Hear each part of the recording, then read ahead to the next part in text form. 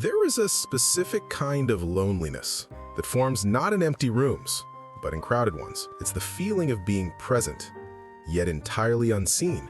For a child who grows up this way, surrounded by people but emotionally alone, a profound shift occurs within their developing mind. They don't learn to ask for love because they've learned it won't be answered. And this isn't about a lack of food or shelter. This is about a starvation of a different kind, an emotional famine. The child's sense of self is built on a foundation of quiet. They walk into a classroom and instinctively make themselves smaller. They form friendships and constantly worry they are a nuisance. When they achieve something wonderful, they brace for it to be met with silence, as if being overlooked is their destined role. The issue isn't a deficit of inherent worth. It's that their internal world was constructed in isolation. In psychology, this is often referred to as an invalidation schema. The brain, through repeated experience, learns to anticipate being dismissed. It wires itself to view personal needs as an imposition. A young boy or girl who is met with indifference time and again eventually stops reaching out. They persuade themselves that desiring comfort, recognition, or simple understanding is somehow a flaw in their character.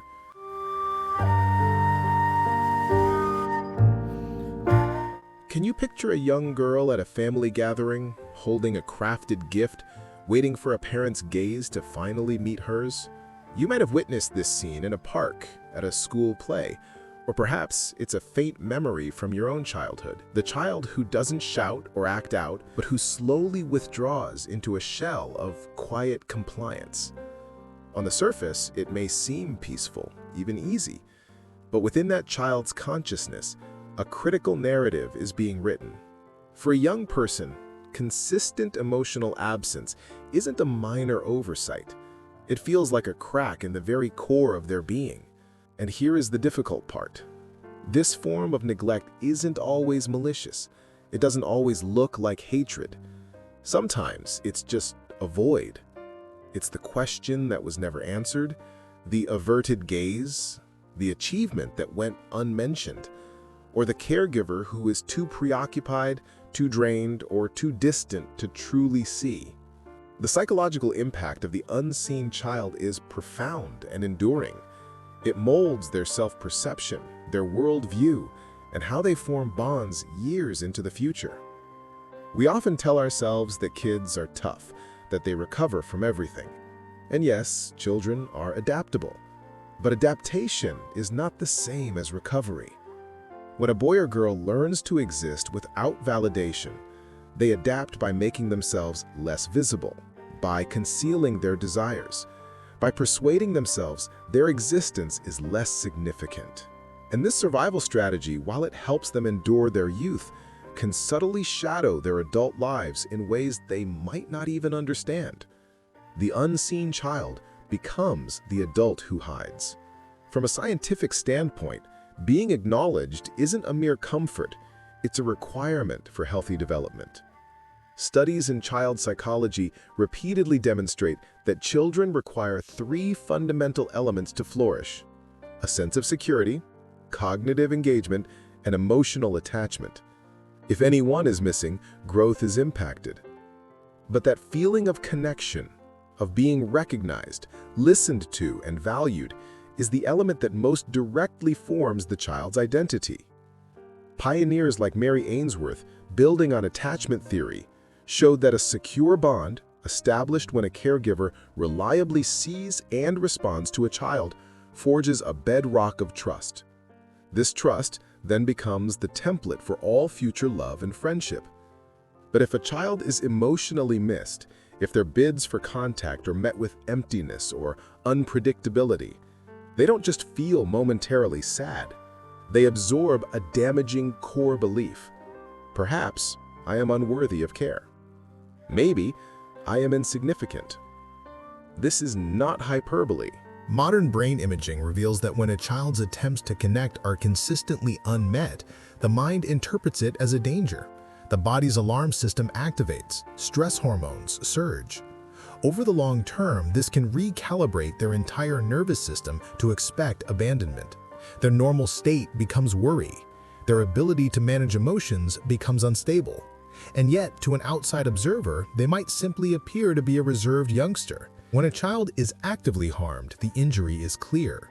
But when a child is psychologically overlooked, the hurt is more concealed, more nuanced, but no less destructive. A child might cease sharing their curiosities because they assume no one will reply. They might suppress their joy because no one ever mirrored it. In time, they start to vanish, not in body, but in spirit.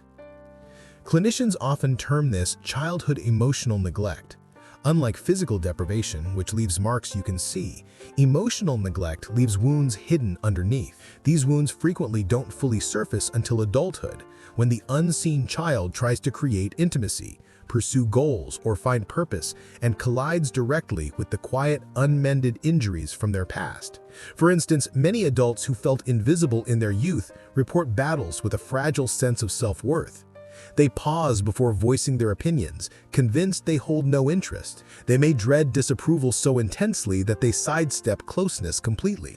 Or they might relentlessly pursue validation, contorting themselves to please people because subconsciously they are still striving to win the recognition they were denied as a child. Imagine being 9 years old, coming home with a story you're bursting to tell. You approach your parent, but they're focused on a screen. You try again later, but the moment never comes. Eventually, you let the story fade and you learn to keep your enthusiasm to yourself. Now picture this scenario repeating, not occasionally, but constantly throughout your formative years. The child learns that happiness, pride, even sadness are emotions best contained internally. And years later, that same individual may find it hard to honor their own accomplishments, brushing them off as trivial. The child who was not seen grows into the adult who struggles to see their own value. Research supports this. A study in the Journal of Personality and Social Psychology found that childhood emotional neglect is strongly linked to persistent feelings of emptiness in adulthood, independent of their social circle. In essence, even if that adult is surrounded by companions, family, or a spouse, a hollow sensation often remains within. Most caregivers who fail to see their children aren't acting from a place of malice. Frequently, it's a consequence of pressure, financial strain, untreated emotional pain, or simply not realizing how vital being seen truly is. A parent managing multiple jobs may have little psychological capacity remaining. A parent grappling with their own sadness may find it hard to perceive their child's requests for attention. And in today's world, digital interruptions, devices, and endless alerts steal focus from shared moments. But the reason behind the absence doesn't change the consequence for the child. The emptiness feels identical, no matter its cause. That's why grasping the psychology of the unseen child is so crucial, because awareness is the initial move toward interrupting the pattern. Unseen children frequently develop survival strategies that, superficially, can appear to be virtues. Some become remarkably self-sufficient, learning to fend for themselves prematurely. Others become relentless performers, driving themselves to finally obtain the validation they yearn for. Some become harmonizers, evading disagreement at any cost to maintain a tenuous link. But under these apparent strengths often lies fatigue.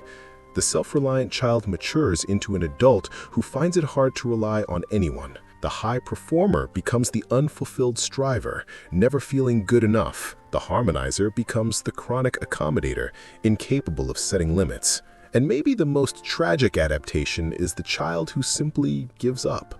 The one who decides, if I'm insignificant, why even try? This child often brings a deep apathy into their mature years, wrestling with drive, purpose, and belief. Children who are overlooked rarely speak of their experience, because how do you articulate the sensation of being a ghost? There's no vivid tale to share, no specific incident to reference, no physical evidence to display. Just quiet. Just the recollection of moments that should have held meaning, but didn't. And that quiet itself can become a wall. Adults who grew up unseen often delay seeking support, afraid they will be disregarded once more. In counseling, they might downplay their past, stating it wasn't that serious. But the lack of something necessary is in itself a wound. It's like developing in a home without light. Just because you managed to navigate doesn't mean you ever truly saw clearly. The lasting consequences are genuine and quantifiable. Data from the American Psychological Association indicates that adults who endured emotional neglect as children face increased risks for chronic worry, depressive states, and challenges in creating secure attachments. Another report from the Child Development Institute highlights that consistent recognition in childhood fortifies neural circuits associated with coping, while neglect undermines them. Put plainly, being seen isn't an optional extra, it's a developmental need. This doesn't mean every unseen child is destined to struggle. Many mature into deeply kind, insightful adults exactly because they understand what it feels like to be unrecognized. But it does mean their path is frequently more challenging. It means they must invest years dismantling beliefs that were embedded in them before they had the tools to challenge them. So where does recovery start? Not with achieving flawlessness, not with instantly transforming into a self-assured person, but with awareness, with the fundamental, potent act of stating to yourself, my experience was real, my needs were legitimate, my hurt is valid. For the unseen child who became an adult, the first step is often offering themselves the recognition they never got. And while that might seem conceptual, it can be incredibly concrete. It can be as simple as stopping to acknowledge your own achievements, as simple as naming your emotions aloud, even if just to yourself, as simple as choosing to believe that your thoughts and feelings carry weight.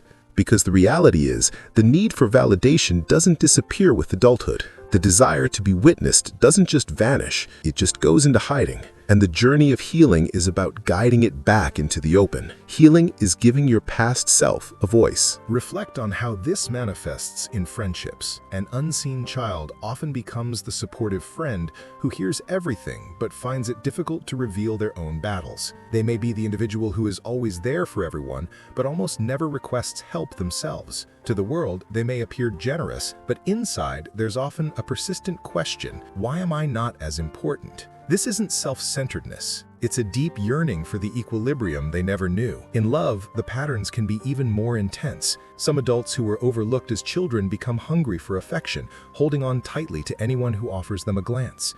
Others pull in the reverse direction, maintaining emotional walls because vulnerability feels risky. Both responses stem from the same root: the terror that love is conditional, the assumption that their needs will ultimately be ignored. And yet, within this lies a paradox. The unseen child often grows into one of the most perceptive adults you could encounter, precisely because they know the ache of being invisible.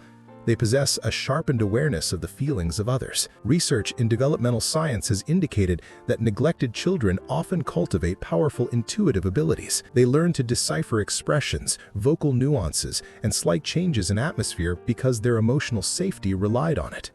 They had to detect when it was acceptable to be heard or when stillness was the sole choice. That heightened vigilance can transform into a talent in adult life, but it also bears a significant price. They may become attuned to everyone else while becoming deaf to their own inner voice. There's another dimension to this, one we seldom discuss. When a child is unseen, their identity can stay unclear. They weren't mirrored, meaning their feelings and ideas weren't validated enough for them to feel solid in the view of others. So as adults, they may perpetually seek confirmation, not because they are vain, but because they never received the opportunity to fully know themselves through the affirming gaze of a loved one. Identity crystallizes in relationship.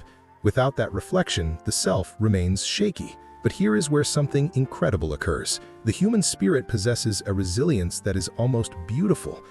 Even when a child matures unseen, they still hold a quiet spark.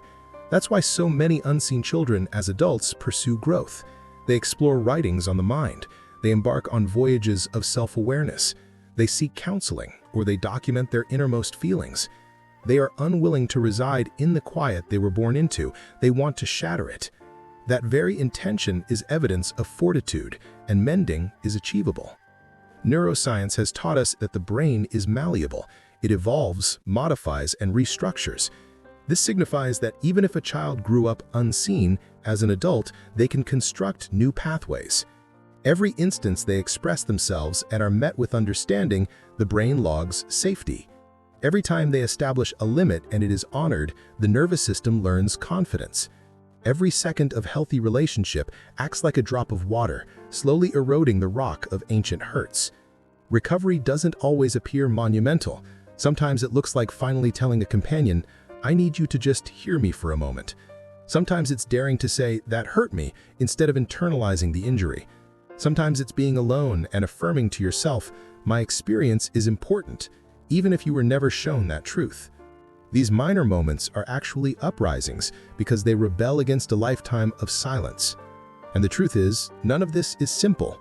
Unseen children often become adults who fear being rejected above all else, so speaking their truth can feel perilous. Creating boundaries can feel like disloyalty. Requesting support can feel like a shortcoming. But the bravery to undertake these actions in spite of the fear is what gradually mends the soul. It's vital to add this too. Parents who overlook their children are not always monsters. Sometimes they too were unseen.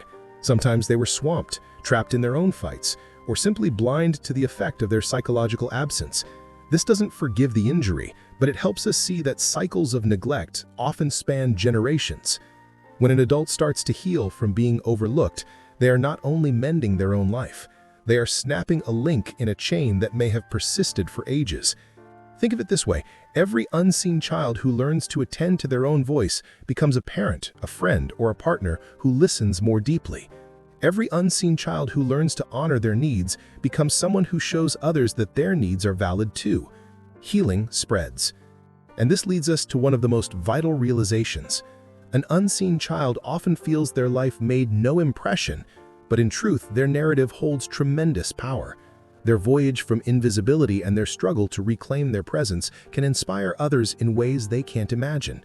By sharing their reality, they reassure other silent individuals that they aren't isolated. By choosing to heal, they create a path for others to heal as well. So if you were that child, if you ever stayed in your room hoping someone would notice you were there, if you ever felt your heart was too heavy for anyone to hold, if you ever questioned whether your existence made a difference, let me tell you this directly. You mattered then, and you matter now. You are important now. Healing isn't about deleting the past. It's about granting yourself the compassion you were always owed. It's about learning to view yourself not through the lens of disregard, but through the lens of kindness. It's about understanding that being unseen influenced you, but it is not your entirety. The psychology of the unseen child is a narrative of sorrow, yes, but also of incredible strength. It's the story of how quiet can create injuries, but also how breaking that quiet can create profound understanding. It's the story of how feeling invisible can seem like a burden, but can also ignite a greater compassion, a deeper desire to bond, and a stronger thirst for authenticity. Ultimately, the child who was not seen often becomes the adult who makes a conscious choice to see others. And in that decision, imperfect, clumsy, and courageous, they find a powerful truth. They were never truly invisible. They were merely waiting for the right moment and the right person to begin seeing themselves. And if this resonated with you, please support our community by giving this video a like and subscribing to Winds of Thought for more explorations into the human mind.